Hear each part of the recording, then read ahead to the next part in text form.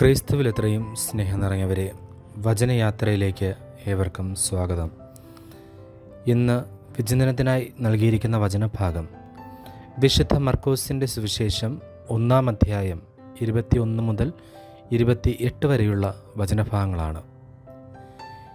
ഏതെങ്കിലും നേതാവ് പ്രസംഗിക്കുമ്പോഴോ പുതിയ പദ്ധതികൾ പ്രഖ്യാപിക്കുമ്പോഴോ വാഗ്ദാനങ്ങൾ നൽകുമ്പോഴോ നാം എല്ലാവരും പ്രത്യക്ഷമായും പരോക്ഷമായും പറയാറുണ്ട്, വെറുതെ വാഗ്ദാനങ്ങൾ നൽകിയാൽ പോരാ, അത് പ്രാവർത്തികമാക്കുകയും വേണമെന്ന്.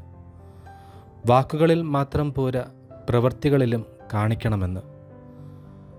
ശക്തമായ അത്ഭുതം പ്രവർത്തിച്ചുകൊണ്ട് താൻ പ്രഘോഷിച്ച ദൈവരാജ്യം തന്നിലൂടെ ആരംഭിച്ചു കഴിഞ്ഞുവെന്നും ഈ ലോകത്തിലെ ഏതൊരു ശക്തിയെയും വിജയിക്കുന്ന ദൈവത്തിൻ്റെ പരിശുദ്ധനാണ് താനെന്നും യേശു സ്വയം തെളിയിക്കുന്നു. വാക്കുകളും പ്രവൃത്തിയും ഒരുമിച്ച് കൊണ്ടുപോകുന്ന ഒരു പുതിയ നേതാവിനെ വിശുദ്ധ മാർക്കോസ് നമുക്ക് വെളിപ്പെടുത്തുകയാണ്. നിയമജ്ഞരെ പോലെയല്ല, അധികാരമുള്ളവനെ പോലെയാണ് യേശു പഠിപ്പിച്ചത്. യഹൂദ സമൂഹത്തിലെ മതപണ്ഡിതരും നിയമവിദഗ്ധരുമായിരുന്നു യേശുവിൻ്റെ കാലത്തെ നിയമജ്ഞർ.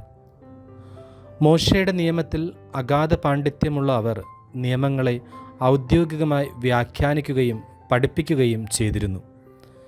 യഹൂദ സമൂഹത്തിലെ അഗ്രഗണ്യരായ അവരെക്കാളും അധികാരമുള്ളവനെ പോലെയാണ് യേശു പഠിപ്പിച്ചത്. എന്താണ് വ്യത്യാസം? നിയമജ്ഞരാകട്ടെ ഓരോ പ്രാവശ്യവും അവർക്ക് മുമ്പേയുള്ള മറ്റേതെങ്കിലും റബ്ബിയുടെ വ്യാഖ്യാനമനുസരിച്ചാണ് പഠിപ്പിച്ചിരുന്നത്.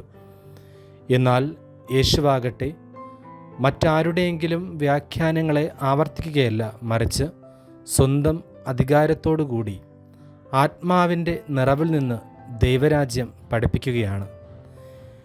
എല്ലാറ്റിനുമുപരി അവർ ഏറ്റവുമധികം ഭയപ്പെട്ടിരുന്ന അശുദ്ധാത്മാവിനെ പോലും യേശു പുറത്താക്കുന്നു. ഇത്രയും കാലം അവർക്ക് അപരിചിതരായിരുന്ന ഒരു പുതിയ പ്രബോധനം അവർക്കും നമുക്കും യേശു നൽകുകയാണ്. അശുദ്ധാത്മാവിനെ പുറത്താക്കുന്ന സംഭവത്തിൽ നിന്ന് ഇന്ന് നമുക്കെന്താണ് മനസ്സിലാക്കാനുള്ളത്? പ്രത്യേകിച്ചും ആധുനിക മനഃശാസ്ത്രം ഇത്തരം യാഥാർത്ഥ്യങ്ങളെ വ്യത്യസ്തമായ വീക്ഷണത്തിൽ വിശകലനം ചെയ്യുന്ന ഈ കാലഘട്ടത്തിൽ യേശുവിൻ്റെ കാലത്തെ വിശ്വാസമനുസരിച്ച് അശുദ്ധാത്മാക്കൾക്ക് സ്വന്തമായി നിലനിൽപ്പില്ല.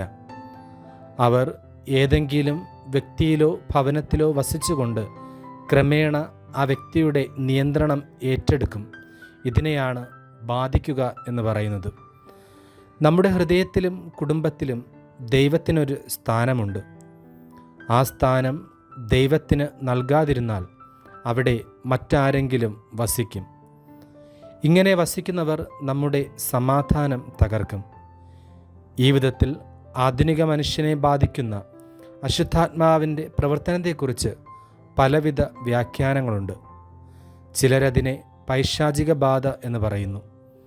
മറ്റു ചിലർ മനുഷ്യൻ്റെ ആസക്തിയുമായി ബന്ധപ്പെട്ട മദ്യപാനം, മയക്കുമരുന്ന് തുടങ്ങിയ ദുശീലങ്ങളായി കാണുന്നു. ഇനിയും ചിലർ ദൈവത്തെക്കാളുപരിയായി പണത്തിനോ സമ്പത്തിനോ അധികാരത്തിനോ വ്യക്തികൾക്കോ നൽകുന്ന പ്രാധാന്യം അശുദ്ധാത്മാവിൻ്റെ പ്രവൃത്തിയായി കാണുന്നുണ്ട്. വേറെ ചിലർ അസൂയ, വൈരാഗ്യം, വെറുപ്പ് തുടങ്ങിയ മനുഷ്യബന്ധങ്ങളുമായി ബന്ധപ്പെടുത്തി അശുദ്ധാത്മാവിനെ വ്യാഖ്യാനിക്കാറുണ്ട്.